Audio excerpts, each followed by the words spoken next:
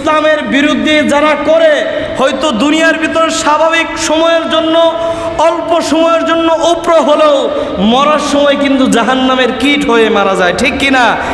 একজন ইমানদারের মৃত্যু দেখবেন, বড় একজন আলেম, দুনিয়ার মানুষ তাকে ওইরকমভাবে চিনে নাই, সম্মান করে নাই, কিন্তু যখন মৃত্যুবরণ করছে তো আল্লাহর ওলির সম্মানে পুরা বাংলাদেশ অচল হয়ে গেছে, এরকম ঘটনা ঘটছে, ঠিক কিনা?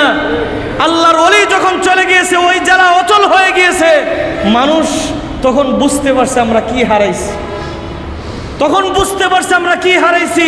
আল্লাহর ওলিরা যখন এই দুনিয়ার থেকে চলে যায়, তখন মানুষ বুঝতে পারে মানুষ কি হারাইছে।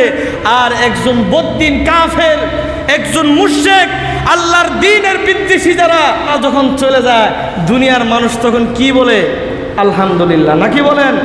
কিছুদিন আগে দেখেন নাই ফেসবুকে আলহামদুলিল্লাহ খুব ভাইরাল হয়েছিল, অমুকে মরে আর ফেসবুকে কি কমেন্ট করে?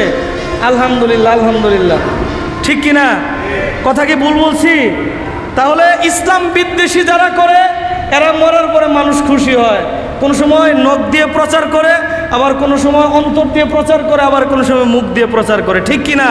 আর একজন আল্লাহর ওলি যখন চলে যায়, তখন দুনিয়াও কান্দে, জমিনও কান্দে, আসমানও কান্দে। আল্লাহু আকবার বলেন না?